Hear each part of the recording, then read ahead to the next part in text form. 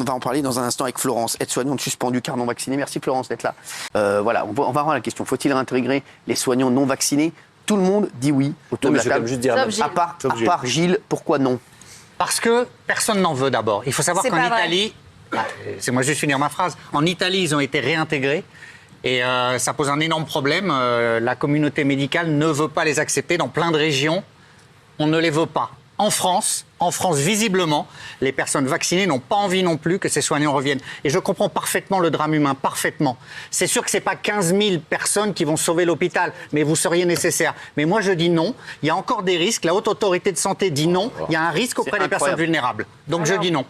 Ceux qui sont vaccinés transmettent le virus. Ça a été dit, Pfizer l'a reconnu. Donc je ne comprends pas ce qui est encore à l'heure actuelle. Florence, là-dessus, je suis complètement d'accord avec vous. Pourquoi vous dites ça? Parce que, comme dit Florence, ceux qui sont vaccinés transmettent aussi le virus. Donc quel est le problème? C'est ce que dit la Haute Autorité de Santé. Il y a trop de risques, Oui, mais quand on est vacciné, on transmet le virus aussi. Oui, c'est quoi le problème? Oui, mais parce qu'on peut transmettre de manière plus ample, ça peut être plus dangereux. Mais tous les scientifiques, Cyril, répondent non. Tous les scientifiques répondent non.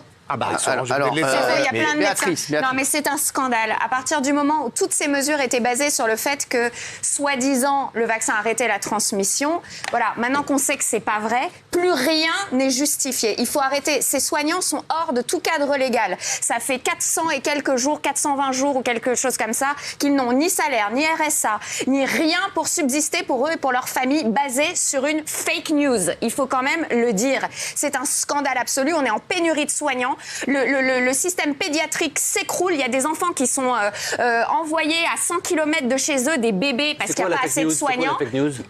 Que ça a arrêté la transmission. Toute la politique a été basée sur cette information qui, en fait, s'est avérée être fausse. 의료인 15,000명이 정직되고 프랑스 요양원은 이렇게 되었다고 합니다. Vous regardez l'état des personnes, voilà, les gens sont assis dans leur assiette, mais personne ne mange.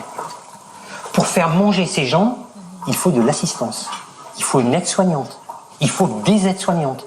L'idéal, ce serait une aide-soignante par table. Les gens ne savent pas manger seuls. Là, le monsieur est assis, il a son plat et son dessert. Il n'a même pas commencé à manger le plat, pour la simple raison qu'il ne sait pas manger. Lui, c'est pareil. Voilà, personne ne mange. Et là, il faut du personnel pour les aider, quoi.